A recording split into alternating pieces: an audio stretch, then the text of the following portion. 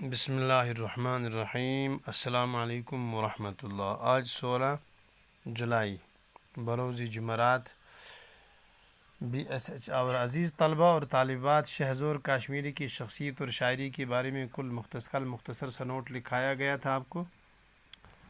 آج ان کی نظم کا حصہ ہم پڑھتے ہیں۔ ان کی نظم بڑی مشہور ہے اور کشمیر کی خوبصورتی کو بطور خاص سری نگر میں واقع کوہسار پری محل جو واقع ہے وہاں پر اس کی تصویر کشی کی ہے۔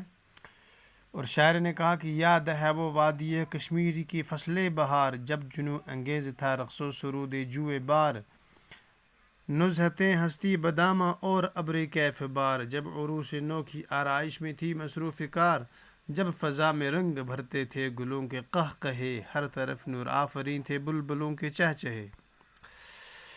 اس بند میں شاعر کہتا ہے کہ کشمیر کی وادی کا موسم بہار جب یاد آتا ہے جب پانی کی لہروں کا وہ منظر، جب پانی کی لہروں کا ناچ اور نغمہ جن کی کیفیت جنوں کی کیفیت پیدا کر دیتا تھا، اور جب دامن میں مستی لیے پاکیزگی اور نشہ برسانے والی بادل نئی دلہن سے مراد وادی کشمیر کی سجاوٹ میں مشغول تھے، اور جب پھولوں کے قہقہے موسم میں رنگ بھرتے تھے اور ہر طرف پھولوں کی چہچہاہٹ صبح کا پیغام دیتی تھی۔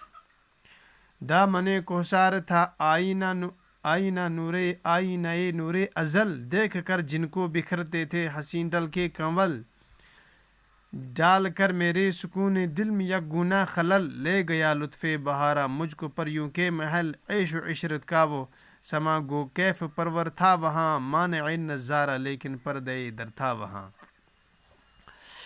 شاعر بند میں کہتا ہے کہ بہار کے موسم میں پہاڑ کا دامن گویا خدا کے نور کا آئینہ تھا، گویا خدا کا نور اس سے ریفلیکٹ ہوتا تھا، جس کو دیکھ کر دل کی خوبصورت کنول کھل اٹھتے تھے۔ یہ اصل میں دل کے نہیں ہے، ڈل کا کنول، ڈل جو جھیل ڈل کے پھول ہوتا ہے وہ کنول۔ اس منظر نے میرے دل میں ایک اضطراب پیدا کر دیا اور مجھے پری محل کی طرف لے گیا۔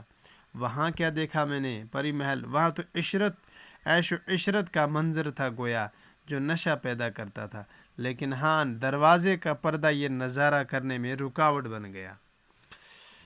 اور کہا کہ 3 صدیوں قبل کے اس باری پردے کا سرا، ڈرتے ڈرتے میرے ذوق دید نے سرکا دیا، گھو اندھیرا تھا وہاں تھا شوق لیکن صبح زالے، ایک رنگی زو فشاں سورج سا روشن ہو گیا، دیکھتا ہوں ایک بڑک ہے دبدبا ہے شان ہے، پردہ کے پیچھے محل ہے قصر ہے ایوان ہے۔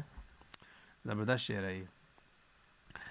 کہتا ہے کہ 3 صدیاں پہلے، 3 صدیوں پرانی بات ہے۔ کیا پرانی بات ہے؟ کہ 3 صدیاں 3 centuries before یہ بنا ہوا ہے۔ اس پر بھاری پردے کے کونے، لہذا اس 3 صدیوں کا چونکہ اس پہ پرانا ہے تو گویا کہ وہ پردہ ہے، اور اس بھاری پردے کے کونے کو ہٹا کر اگرچہ وہاں اندھیرا دکھائی دیا، لیکن میرے شوق دید نے، میرے دیکھنے کے اور اس کو منظر کو اپنی نگاہوں میں اتار لینے کے شوق کی شدت نے اس نے ایک چمکتے ہوئے سورج کا کام کیا، اس شوق نے، لہذا میں نے دیکھا، کیا دیکھا پردے کے پیچھے؟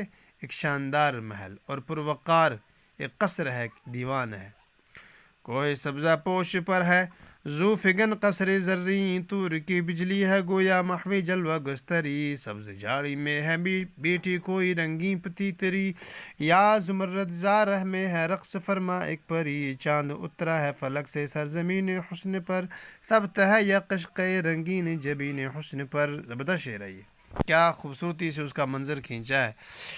کہتا ہے کہ سبز لباس پہنے ہوئے پر رونق پہاڑ پر سنہری محل روشنی پھیلاتا ہوا دکھائی دیتا ہے، ایسا لگتا ہے کہ جیسے وہ کوہ طور پر بجلی چمک رہی ہو، یوں محسوس ہوتا ہے کہ جیسے کوئی رنگین تیتری سبز جھاڑی میں بیٹھی ہے، دور سے دیکھو تو پہاڑ کے بیچ میں نظر آتی ہے ایک دم سے الگ قسم کی وہ پری محل کی عمارت، یا قیمتی پتھروں سے بھرے ایک باغ میں ایک پری ناچ رہی ہے، یہ منظر ایسا ہے گویا کہ حسن کی سرزمین پر جیسے چاند اتر آیا، یا یوں کہہ لیجیے کہ حسن کے ماتھے پر ایک رنگین تلک لگایا ہوا ہو۔ باد تقدیس کے بادل چھلکتے ہیں یہاں، گل چٹکتے ہیں یہاں، بلبل چہکتے ہیں یہاں، نرم رو اور عطر زاجوں کے مٹکتے ہیں یہاں، اور ملائک وجد میں آ کر لہکتے ہیں یہاں۔